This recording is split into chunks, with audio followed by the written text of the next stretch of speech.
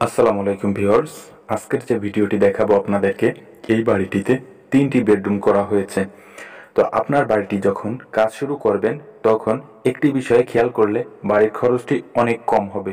তো সেই বিষয়টি হলো স্কোয়ার ফিটে কম হলে বাড়ির খরচটি কম হয়। তো এই যে বাড়িটি দেখানো হচ্ছে, এই বাড়িটি মাত্র 414 স্কোয়ার ফিটের। তো এতটুকু জায়গায় বাড়ি করার জন্য বর্তমান সময়ে খুবই অল্প খরচের ভেতর সম্ভব। তো সেটি কিভাবে সম্ভব হবে, বিস্তারিত আলোচনাগুলো যদি আপনি মনোযোগ সহকারে শোনেন তাহলে আপনার বুঝতে সুবিধা হবে এবং জানতে পারবেন কিভাবে অল্প খরচের ভেতর ব্রিক ফাউন্ডেশন করে একতলা বাড়ি কমপ্লিট করতে পারবেন এ টু জেড। তো ভিউয়ার্স, আপনি যদি আমার চ্যানেলে নতুন হয়ে থাকেন তো চ্যানেলটি সাবস্ক্রাইব করে পাশে থাকা বেল বাটনটি অন করে রাখবেন। নতুন নতুন ভিডিও নোটিফিকেশন প্রতিদিনের মতো আপনার কাছে পৌঁছে যাবে। এবং যদি নিয়মিত সদস্য হয়ে থাকেন আমার চ্যানেলের তো অনেক অনেক ধন্যবাদ।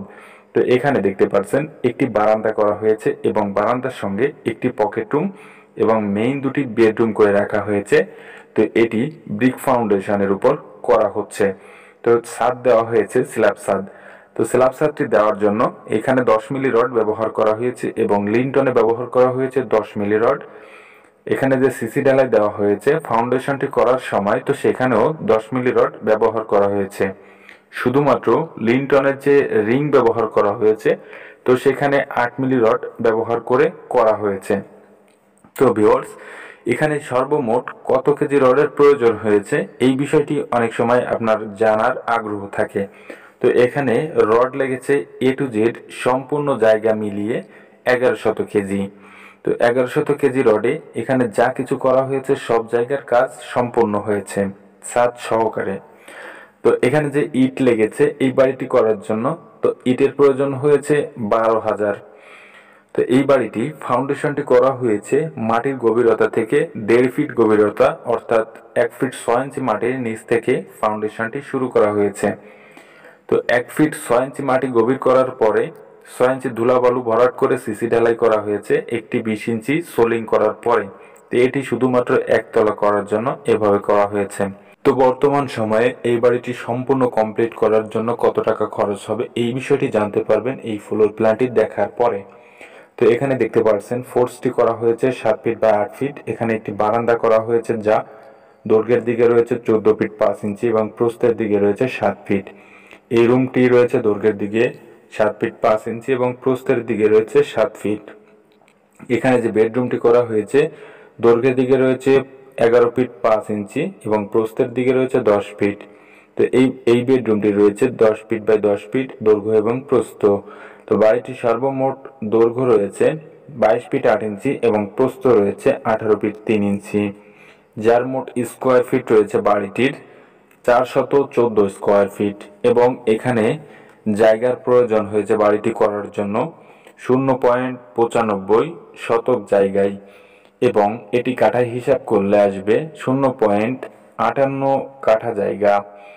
তো বর্তমান সময়ে এই বাড়িটি সম্পূর্ণ কমপ্লিট করার জন্য আপনার যা কিছু প্রয়োজন হবে, তো এখানে ইটার হিসাবটি জানানো হয়েছে এবং রডের হিসাবটি। তো এখানে সিমেন্টের প্রয়োজন হয়েছে সম্পূর্ণ কমপ্লিট করার জন্য 90 থেকে 92 ব্যাগের মতন এবং এখানে বালু লেগেছে বাড়িটি করার জন্য, বালুর প্রয়োজন হয়েছে 780 ফিট। তো এ টু জেড সম্পূর্ণ করার জন্য সিলেট বালুর প্রয়োজন হয়েছে 200 ফিট। তো যা কিছু প্রয়োজন হয়েছে এ টু জেড আপনাদেরকে জানানো হয়েছে। তো বর্তমান সময়ে এই বাড়িটি কমপ্লিট করার জন্য খরচ হবে প্রায় 9 লক্ষ টাকার মতো, কারণ এখানে পেছন সাইডে হবে কিচেন রুম, ডাইনিং রুম এবং টয়লেট। তো সেখানে ছাদ দেওয়া হবে না, টিন শেড করা হবে, যার জন্য এখানে পেছন সাইডে দরজা রাখা হয়েছে দেখতে পাচ্ছেন। তো ভিউয়ার্স, বর্তমান সময়ে আপনি যদি একতলা বাড়ি কমপ্লিট করতে চান ব্রিক ফাউন্ডেশনের উপর, তো সেই ক্ষেত্রে আপনার স্কোয়ার ফিট যদি কম হয়, যেটি এই বাড়িটিতে রয়েছে, তো সেই ক্ষেত্রে আপনারও এইভাবে এই টাকায় কমপ্লিট করতে পারবেন। তো এই টাকার ভেতরে মিস্ত্রি খরচ সহকারে এ টু জেড বিস্তারিত সকল খরচ হিসাব করা হয়েছে। তো এই যে হিসাবটি আপনাদেরকে দেখানো হয়েছে, তো এই হিসাবটি থেকে কিছু টাকা কম অথবা বেশি হতে পারে, যেটি বাড়ি করার ক্ষেত্রে আপনি অ্যাকুরেট হিসাব করে করতে পারবেন না। তো সেই ক্ষেত্রে কিছু টাকা কম বেশি থাকবে, তাই বলে অনেক বেশি কম বেশি হতে পারবে না। তো ভিউয়ার্স, এখানে যা কিছু দেখানো হয়েছে এটাই ছিল আজকে আপনাদের দেখানোর উদ্দেশ্য এবং জানানোর উদ্দেশ্য। তো ভিডিওটি ভালো লাগলে লাইক কমেন্ট শেয়ার করতে ভুলবেন না এবং সম্পূর্ণ ভিডিও দেখার জন্য অনেক অনেক ধন্যবাদ। ভালো থাকবেন, সুস্থ থাকবেন। আসসালামু আলাইকুম।